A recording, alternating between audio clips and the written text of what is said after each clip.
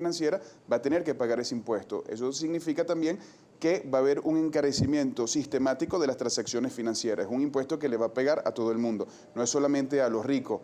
Ahora bien, nosotros consideramos que definitivamente aumentar impuestos, crear impuestos sobre impuestos, no es la solución para que el país definitivamente pueda salir adelante y se puedan cubrir los gastos públicos o lo que llaman algunos la inversión social. Nosotros definitivamente decimos que, al contrario, tienes que reducir los impuestos para que se active la economía nacional.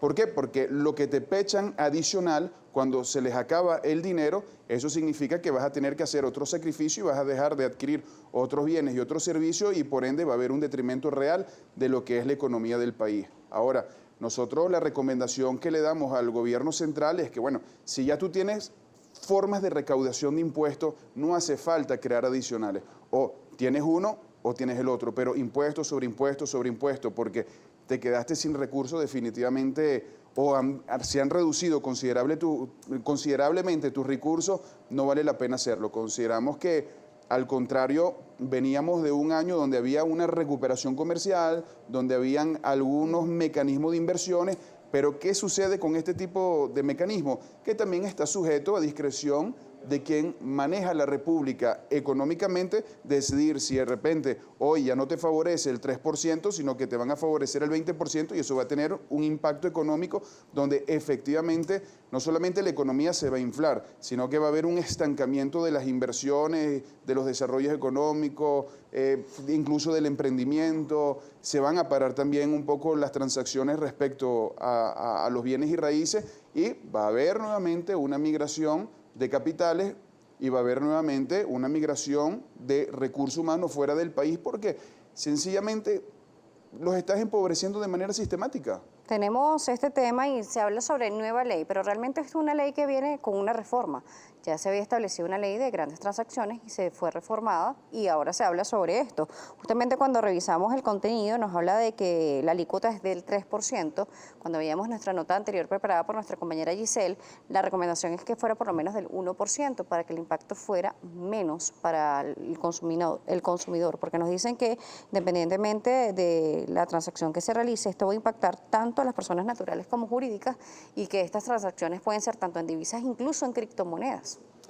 Claro, pero volvemos otra vez al tema. Nosotros en nuestro plan de las 3 reformas y lo que nosotros llamamos la devolución, que es la devolución de la dignidad del venezolano, la devolución de su riqueza y de su generación de riqueza, nosotros consideramos de que ese impuesto no debe existir, porque ya tienes el IVA. Entonces, cada vez que tú haces una transacción, sea porque pagaste con tu tarjeta de débito internacional, tu tarjeta de crédito internacional, esos dólares llegan al Banco Central y entran dentro de una cámara de compensación.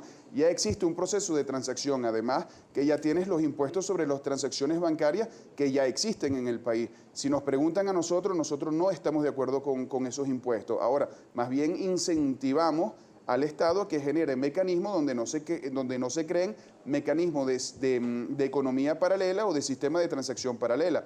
Ahora, existe una realidad y en la declaración que han dado desde la Asamblea Nacional, incluso el presidente de la Asamblea Nacional, hablaba de generar las condiciones para que migre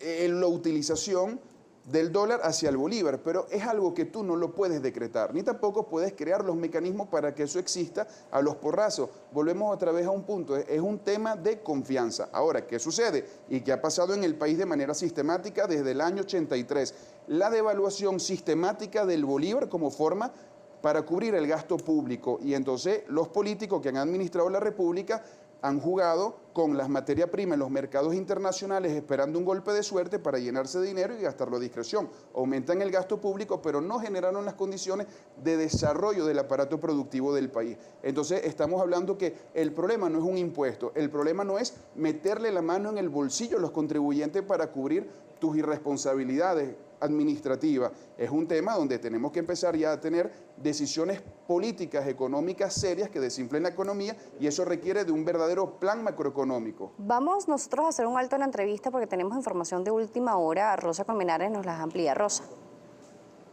Así es, Daniela, el mundo con los ojos puestos en Ucrania y las reacciones, las declaraciones que se dan en torno a este conflicto. En información de última hora, el portal de noticias ruso, Actualidad RT, señala lo siguiente, que Rusia ha anunciado el regreso de sus tropas a sus bases desde zonas fronterizas con Ucrania tras completar ejercicios. El portavoz del Ministerio de Defensa ruso destacó que las tropas regresarán a sus cuarteles una vez finalizadas las maniobras. Distritos militares del sur y del oeste han comenzado a enviar sus tropas a sus lugares de origen tras completar sus ejercicios. Mientras tanto, se desarrolla también en paralelo una reunión del presidente Vladimir Putin con el canciller de Alemania, donde abordan el tema de Ucrania. Recuerden ustedes que ayer el ministro de Defensa ruso, Sergei Shoigu, anunció en una reunión con el presidente Vladimir Putin que algunos de los ejercicios que se realizan están a punto de terminar. Así que es parte de ejercicios militares. Igual sigue la atención, la preocupación, la mirada del mundo puesta en referencia a Ucrania y a las acciones que se tomen desde Rusia. Sigue también pues la demanda rusa a que Ucrania pues abandone su adhesión a la OTAN. Parte de las informaciones que estaremos... Del partido Opina, coordinador nacional, estamos hablando sobre la ley de impuestos a las grandes transacciones. Justamente, antes de continuar, por acá nos están preguntando también a través de nuestro canal de YouTube, nuestra transmisión en vivo, que qué es una gran transacción, que a qué se refieren cuando se habla sobre impuestos a grandes transacciones. Grandes transacciones para el fisco nacional es a partir de los $120, no lo digo yo, lo dice la normativa del CENIAT. Entonces, lo que te quiero decir es que por lo menos el 70% de la población hoy día pudiese verse afectada por ese impuesto. Es más, cuidado y si no más, yo diría que el 100% cada vez que vayas a hacer una compra. Pero si tu salario pasan los $120 y te lo depositan de una manera que no pase por el sistema de transacción formal, vas a pagar un 30% en vez de un 2%, un 3% en vez de un 2%. Y va a ser simplemente a discreción del presidente de la República si lo aumenta o no de acuerdo a los gastos que tenga que hacer. Entonces es interesante ver cuál ha sido la visión sistemática del manejo de las finanzas de la República nuevamente desde el año 83 hasta acá, y nos hemos dado cuenta que más bien no se han generado las condiciones de productividad. Nosotros definitivamente creemos que se tienen que reducir los impuestos si efectivamente la intención es que crezca el mercado, aumente la oferta de empleo. Entonces, eso significa que definitivamente las decisiones han sido las equivocadas en materia económica, por lo menos desde el año 83 para acá. Nos preguntan por acá que si todas las transacciones en bolívares están exentas del impuesto. Viloria a través de YouTube. Esto realmente es así porque, por ejemplo, nosotros vamos a una bodega para no irnos a un negocio grande y nos dicen esto cuesta tantos bolívares y automáticamente cuál es la respuesta del consumidor, ¿cuánto es eso en dólares? Entonces, ¿cómo se hace para medir realmente si la transacción fue en bolívares, si fue en dólares, el equivalente? ¿Cómo se está haciendo esto? Bueno, realmente tienes que recordar que existe un mercado paralelo de divisas en efectivo. Ahora, ¿qué es lo que va a hacer cualquier comerciante racional? Cada vez que hace una transacción, automáticamente va a buscar la manera de obtener algunos dólares. ¿Por qué? Porque tiene que reponer inventario. Ahora, esto no es un problema de decretar o de inducir a través de una camisa de fuerza la utilización del bolívar, sino es un tema de generación de confianza. Volvemos nuevamente.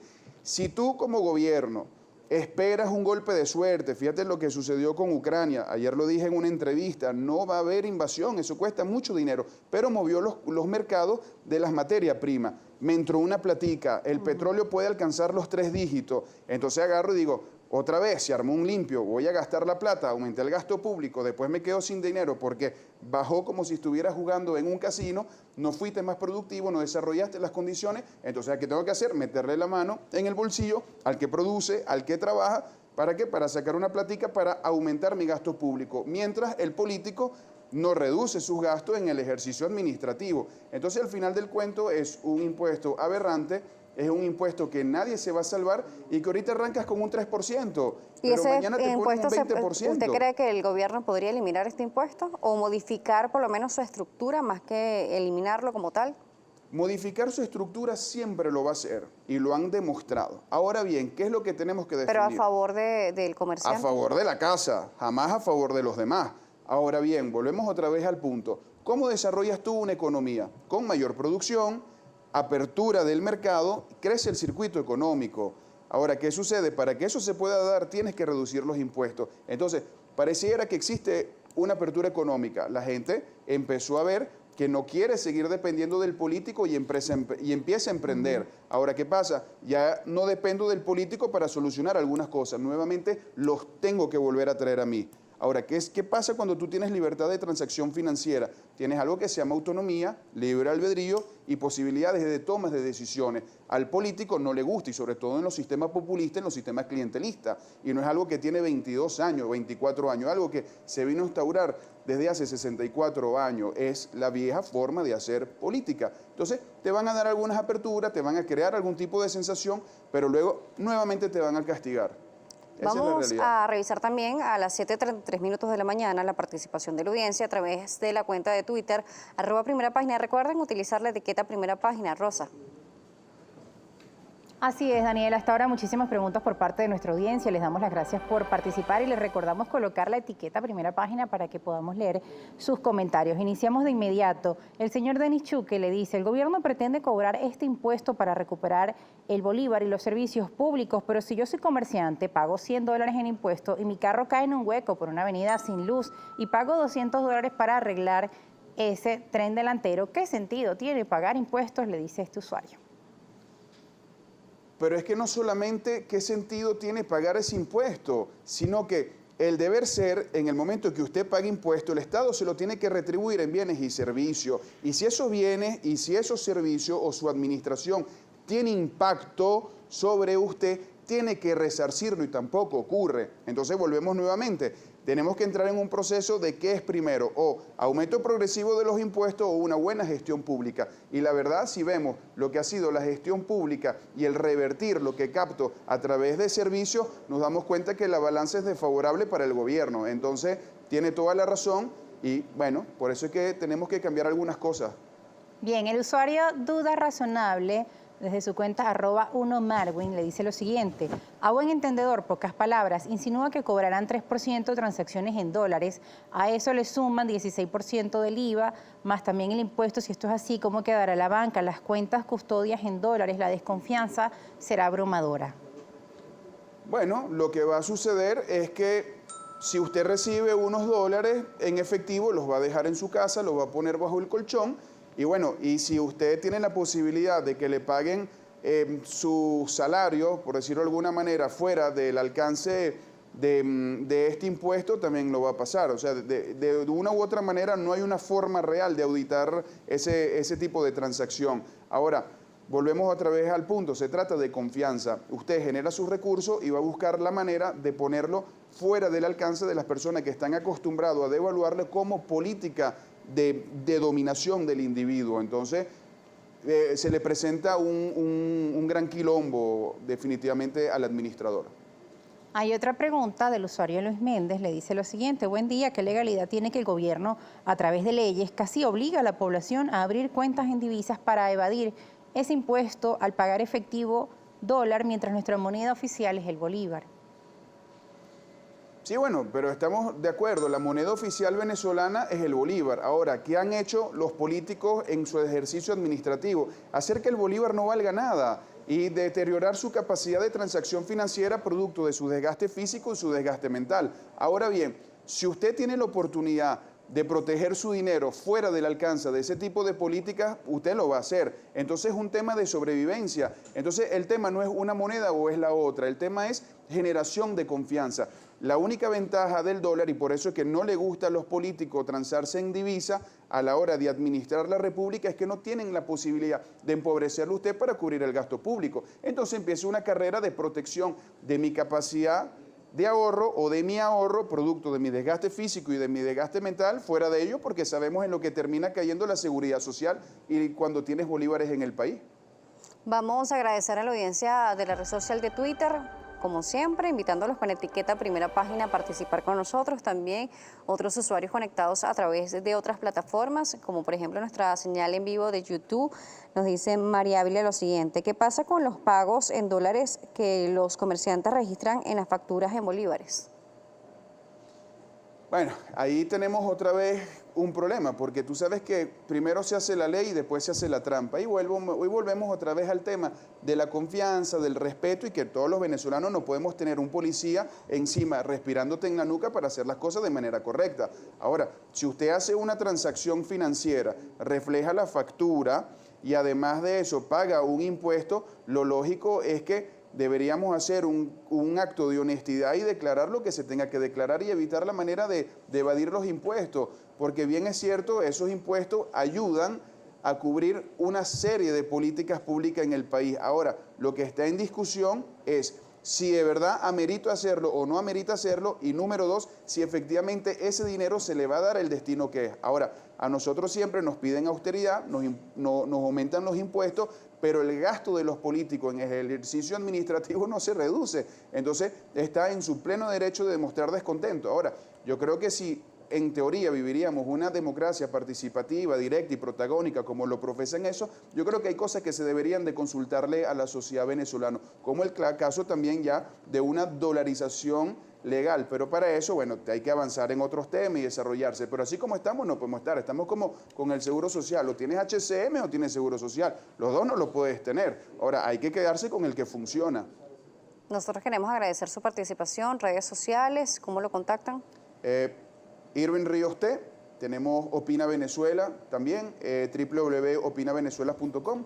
Van a poder ver nuestros avances y, bueno, y nuestra gran propuesta que se llama Las Tres Reformas. Nosotros, a diferencia de los otros políticos convencionales, decimos que nos tenemos que preparar para la oferta política porque definitivamente es la única forma de cambiar el gobierno. Gracias por acompañarnos el día de hoy. Gracias a ustedes. Irwin Rivas nos estuvo acompañando, coordinador nacional del partido político Opina. Gracias a ustedes por la participación, por la audiencia. Seguimos leyendo sus comentarios que nos hacen llegar en diferentes plataformas, tanto en Twitter